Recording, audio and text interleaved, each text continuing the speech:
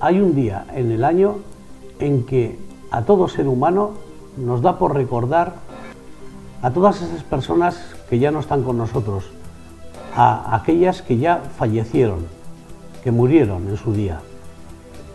Pero ¿se imaginan que a esas otras personas, a las que están ya en el más allá, en el otro lado, les dé por acordarse de nosotros en cada momento, en cada instante, y estar al lado nuestro en esos momentos difíciles que nos toca vivir?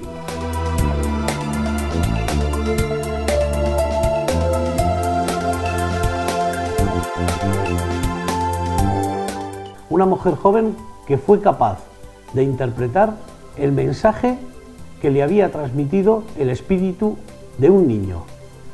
¿Cuál era este mensaje? Un mensaje traumático, desolador, una experiencia por la que esta mujer iba a pasar y le iba a dejar marcada para toda su vida.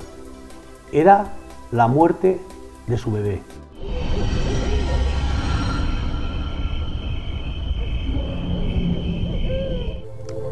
Bueno, yo creo que, que la muerte que no se termina acá, que eso es un ciclo de vida, que pasamos de este lado a otro lado, como a otra dimensión se le suele llamar, o le suele llamar mucha gente. Lo sé yo lo sé por experiencia propia. Me han pasado muchos casos especiales en mi familia. Uno de los más graves o más importantes por ahí para mí fue la de mi propio hijo. Yo tuve a los 19 años el primer hijo y con 3 meses y medio murió de muerte súbita. Yo vivía en Argentina en esa época y siempre solía dormir con la luz del pasillo de mi casa encendida para tener un reflejo. Y me acuerdo muy bien que tenía un radiorreloj que reflejaba el horario de color rojo. Mi hijo dormía conmigo en el brazo izquierdo. Siempre durmió de ese lado. Y un día me acuesto con él y a los 5 minutos de habernos acostado fue como si se hubiese cortado la luz, quedó todo en oscuro, todo en oscuridad en la habitación.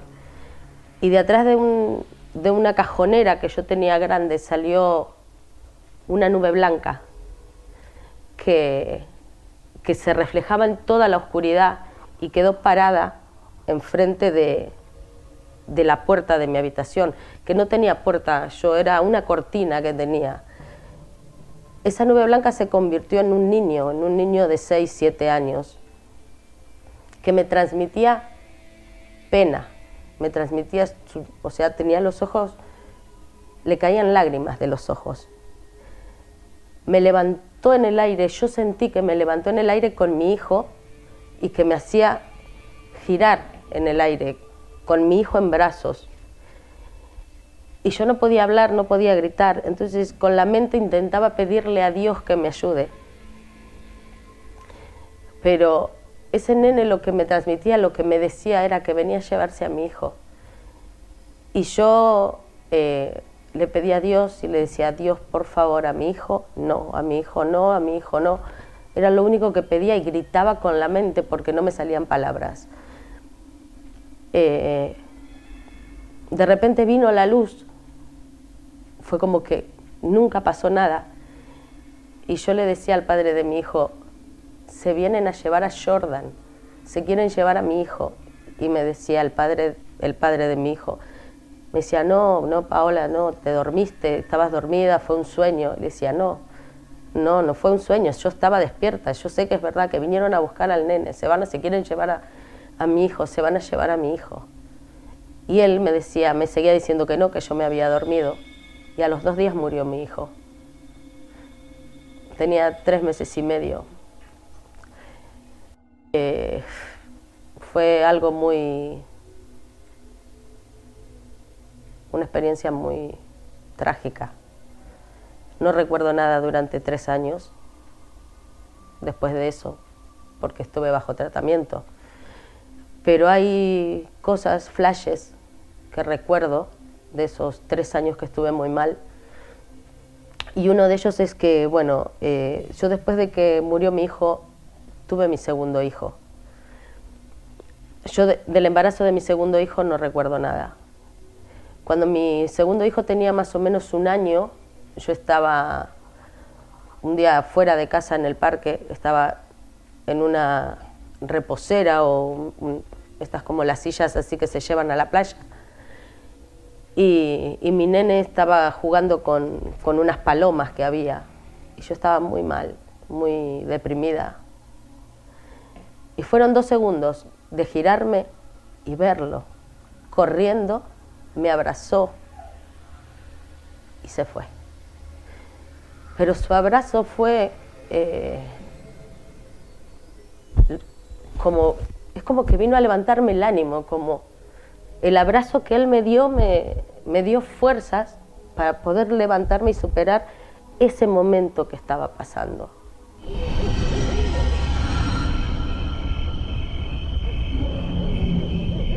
Mi hijo se me aparece muchísimas veces, pero muchísimas. Cuando estoy mal, en especial mi abuela y mi hijo, mi abuela se me aparece como cuando te ve, o sea, como te estoy viendo a vos, o sea, una persona física, una persona normal, ¿no? O sea, a veces no se me aparece, a veces la siento y me habla, pero mi hijo se me aparece muchas veces, él siempre, cada vez que suele aparecerse él cuando yo estoy mal. Una de las mira, que está por ejemplo mi abuelo era muy reacio a esas cosas. No hablaba era gallego, pero no hablaba de esto. Cuando mi hijo murió, él dijo que él quería irse con el bisnieto, que él no quería quedarse en la tierra sin Jordan. Y mi hijo murió en septiembre y mi abuelo murió en febrero. Pero fue muy raro porque él estuvo ingresado en febrero y nos mandó a llamar, o sea, íbamos siempre al hospital a verlo y tal, pero el último día, o sea, que lo vi yo a él, fue el día anterior a que él muera. Y estaba como, él nos decía que lo había venido a visitar, dice, estaba convencido que había venido el tío Eleodoro. Mi tío Eleodoro murió en el año 92. Y decía, estuvo Eleodoro acá recién hablándome con un señor alto de barba que me miraba y se reía. Yo al señor de barba no lo conozco. Claro, a nosotros nos decía eso y nos quedábamos como, porque mi tío Eleodoro había muerto en el año 92. Entonces, y esto era en el año 97. No, perdón, año 98. Febrero del 98. Bueno, al otro día fue cuando murió mi abuelo. Al otro día de decir que vio a mi tío Eleodoro que venía, que estuvo hablando con él y a este hombre de barba alto que lo miraba sonriéndose, ¿no?, con él. Mi abuelo nunca desde el año 98 se me apareció, solamente lo he soñado en una ocasión hasta este año. Este año estaba haciendo unos trabajos por el ordenador y era tarde, como las 2 de la mañana o así. Y de repente miro a la puerta, o sea, se me da por mirar hacia la puerta de mi habitación y lo veo parado, mirándome, sonriéndome, pero una persona física. O sea, no me dio miedo, me causó, o sea, una sensación de paz. Y yo me vi en ese momento, lo único que me di cuenta cuando yo estaba, que le levanté la mano y sonriéndole, le hacía... Y él me sonrió y desapareció. Pero esto es hace unos meses atrás. ¿Aquí en Vitoria? Aquí en Vitoria, sí, aquí en Vitoria.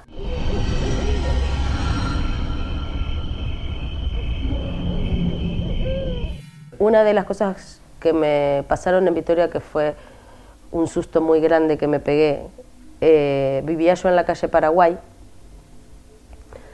y estaba un día con una amiga, estaba yo haciendo los aseos de la casa y ella me estaba haciendo mate y de repente vi una persona típica como la de las películas de terror, túnica negra, cabeza gacha, o sea, largo, todo de negro, que salió de la habitación de mi hijo. La habitación de mi hijo estaba con la puerta cerrada y enfrente de la habitación de mi hijo tenía una habitación que la usaba o sea, que estaba el ordenador y esto.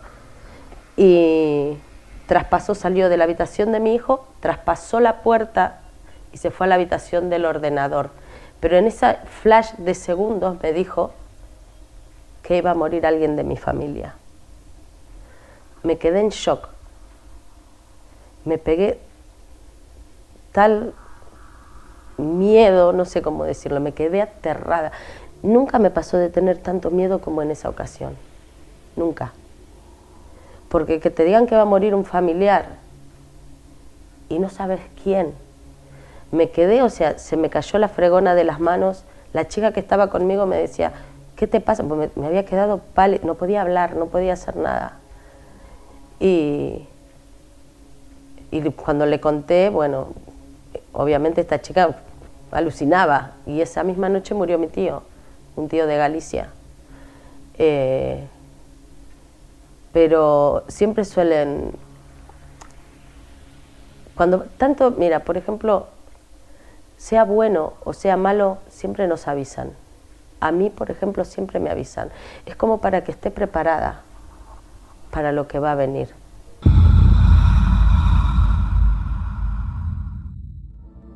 Pocas cosas existen sobre la faz de la Tierra tan envueltas en ritos, tradiciones y leyendas como el ámbito de los muertos. Siempre y en toda cultura, el mundo de Ultratumba ha estado cargado de un fuerte ritualismo. El párroco Carlos Ortiz de Zárate nos acerca una visión de qué puede ser la muerte para un cristiano.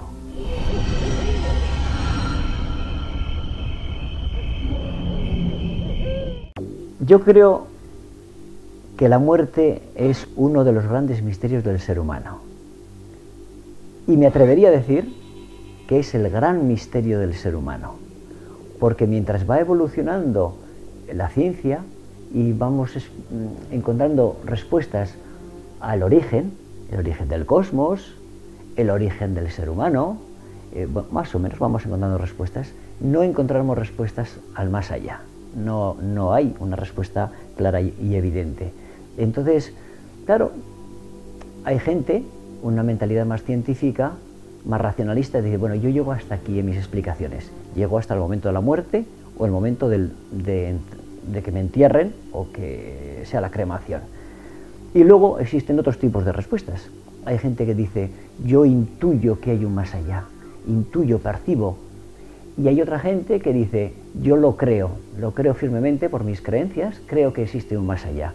Y bueno, desde un punto de vista cristiano, yo porque creo en Jesucristo, creo que hay un más allá. Y de todas formas, tenemos que ser conscientes que el más allá nunca lo vamos a saber cómo es. Le vamos a poder poner un rostro, una forma, pero siempre serán imágenes humanas, y eso tenemos que ser muy conscientes, porque no existe una claridad evidente. ¿Cómo es el más allá? No lo sé. Pero tú no sabes cómo. Pues no, yo lo único que me imagino, y a nivel personal, me imagino un más allá, un lugar de profunda paz y de mucha luz. Es dos palabras con las que me identifico o identifico ese más allá. De todas formas, la muerte ha producido siempre mucho miedo a los humanos. La muerte y los muertos ha producido mucho miedo. Hemos tratado de domesticarla, la muerte, a través de los ritos. Hay algunos que tienen un sentido, otros hemos perdido el sentido, pero siempre ritualizar las cosas para, de alguna manera, dominarla. Os pongo algún ejemplo. Antiguamente, cuando se ejecutaba a alguien, se ejecutaba en un cruce de caminos, para que, si el muerto volvía, no supiese por dónde tenía que regresar a la población a cumplir su venganza. Pongamos un forajido, un asesino, un bandolero, dice, no, en un cruce de caminos. Si tenía que volver, si quiere volver, que no sé por dónde. Antiguamente, y eso hasta tiempos recientes, cuando moría alguien se abría una ventana. ¿Y por qué abre usted la ventana? Por el olor del muerto. Si el muerto no huele todavía. Pero ¿qué ocurre? Que antiguamente, cuando moría alguien, se abría una ventana y antes se quitaba una teja para que el muerto pudiera salir. Bueno, ritualizamos la muerte. Uno que se ha quedado hasta ahora, un elemento ritual, es la corona de flores. Yo no me imagino a alguien que se casa a un amigo suyo y le mande una corona de flores. No me lo imagino. Sin embargo, una corona de flores se manda para un funeral y eso me parece lo más lógico y normal. Pero ¿por qué una corona de flores? Algunos dicen que muy posiblemente tiene la forma redonda porque de alguna manera captaba al difunto para que no pudiese salir. Algo equivalente a lo que sería lo que hoy es un elemento decorativo en las tumbas, unas cadenas que se pone alrededor de la tumba. Y dicen algunos, en su origen posiblemente era para atrapar al difunto para que no saliese. Sobre todo no saliese para molestar a los vivos, que ese es el gran miedo siempre de los que quedamos en el más aquí, que vengan desde el más allá a molestar nuestra tranquilidad. El cementerio ha provocado en todos los pueblos un considerable temor en sus habitantes. Era auténtico pánico el que sentían ante los difuntos. Decían que por las noches los cementerios relucían y que los muertos salían con sábanas blancas. El día de ánimas tenían encendida en casa una lámpara de aceite. Lo que percibimos, lo que sentimos en ese campo, en ese más allá, a veces es creación de nuestra mente o de nuestro subconsciente, de lo que fuera, no sabemos bien.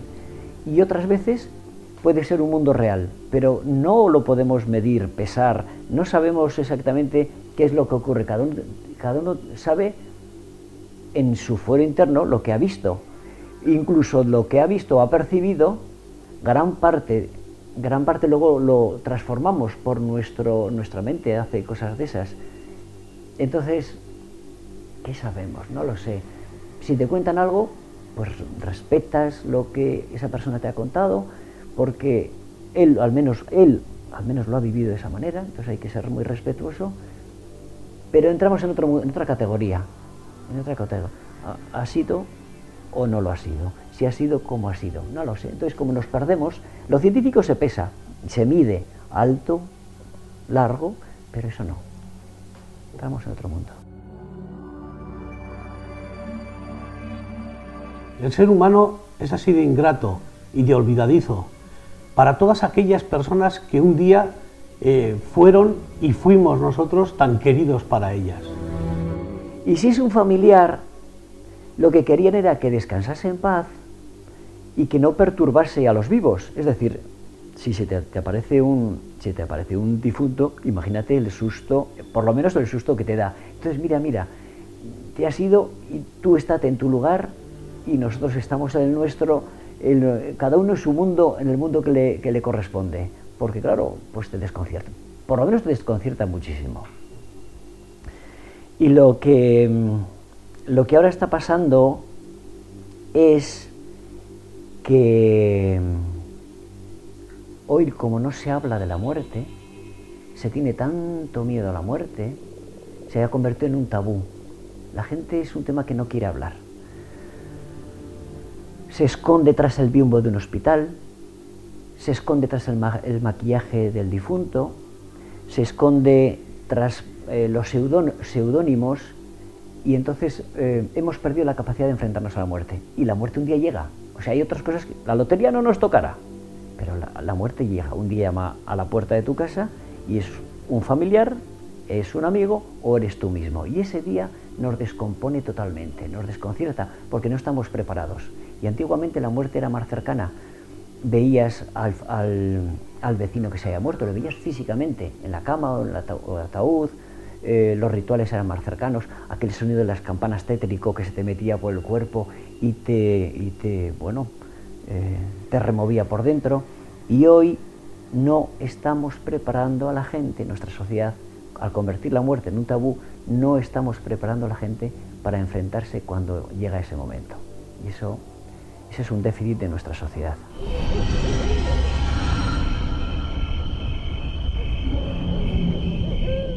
Desde otro punto de vista, diferentes filosofías, más que religiones, nos hablan de un tema evolutivo, muy ligado con el karma, de poder seguir evolucionando. Cuando no aprendes lo que tenías que haber aprendido, vuelves a reencarnar para aprender todo eso. Cuando ya superas, digamos, todo lo que tenías que aprender, cuando ya completas esa experiencia de todo lo aprendido, digamos que podrías pasar al siguiente nivel, ¿no? Completarías ese nivel, pasarías a otro nivel. A muchos de vosotros os sonará la serie Entre fantasmas. Pues bien, aquí en Vitoria tenemos un caso de una chica que le ocurre lo mismo. Seguramente soy parecida a ti, salvo en que cuando era niña supe que podía hablar con los muertos. Mi abuela los llamaba espíritus en tránsito. No han avanzado porque tienen asuntos pendientes con los vivos y recurren a mí en busca de ayuda. Es una mujer que tiene como misión transmitir mensajes de personas fallecidas a familiares y amigos.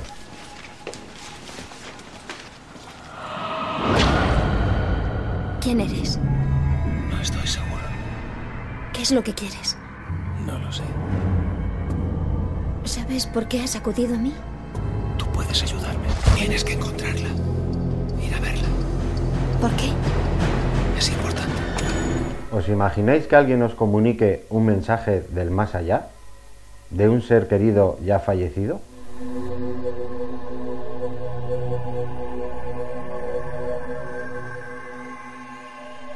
Probablemente fue una bajada de tensión debido al esfuerzo del juego. Es el gran reto de nuestra protagonista. No se imaginan el mal rato que pasa, no con el difunto, sino cuando tiene que dar el mensaje a los familiares y amigos.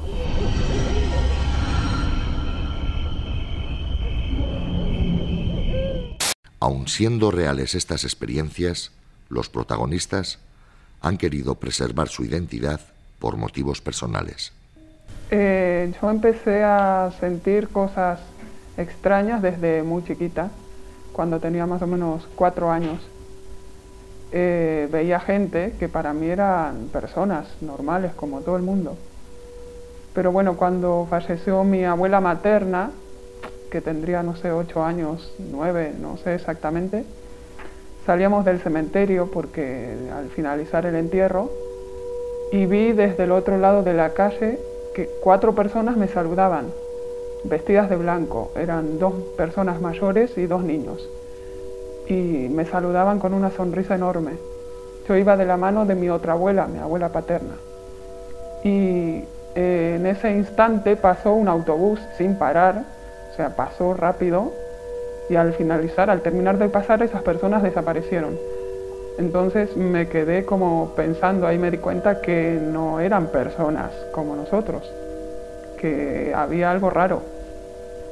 Y bueno, a partir de ahí empecé a prestar más atención a las personas, digamos que empecé a diferenciar quiénes eran personas normales y quiénes no, y siempre me estaban apareciendo. Bueno, desde que aprendí a comunicarme con ellos me hablan y me dan mensajes para personas cercanas. Muchas veces estos mensajes no tienen ningún sentido para mí, la mayoría de las veces en verdad no tienen sentido, pero cuando yo se lo comunico a la persona que ellos me dicen, estas personas le encuentran todo el sentido a lo que yo les digo, todo, o sea, es una frase o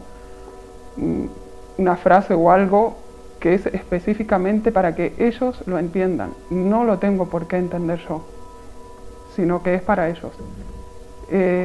Una vez inclusive una tía mía, fallecida claro, me insistía que diera un mensaje, a un primo mío, a su hijo, y yo no le daba importancia, no, o sea, no trataba de evadirla, pero era tan insistente que dije, bueno, a ver, que me dicte qué quería que le diga a mi primo.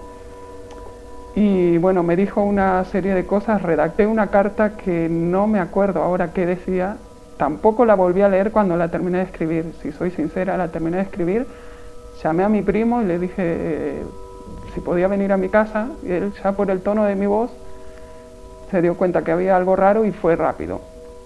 Y cuando leyó la carta se le caían las lágrimas porque habían cosas que decía que para mí no significaban absolutamente nada porque eran frases comunes y corrientes, o sea,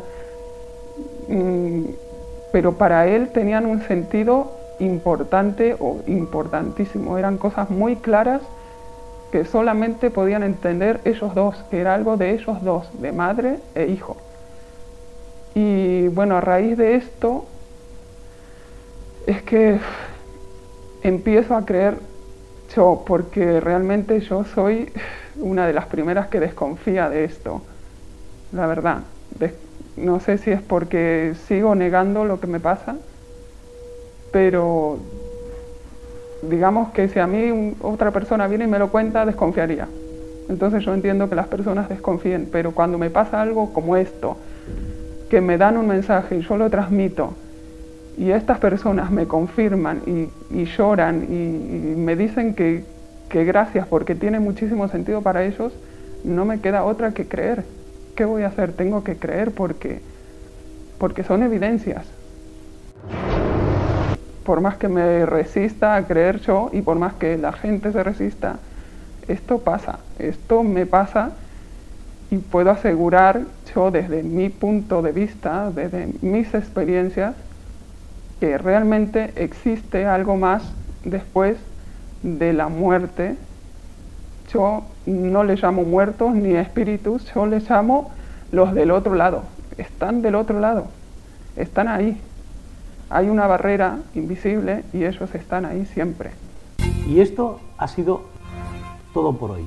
Espero que en el programa de hoy hayamos entendido y comprendido un poquito más lo que puede ser la vida después de la muerte. Les esperamos en el próximo programa para seguirles explicando todos estos misterios y fenómenos extraños que nos rodean y además que los tenemos muy cerquita de nosotros, aquí, a nuestro alrededor. Y recuerden, el misterio puede estar muy cerca de ustedes. Hasta el próximo programa.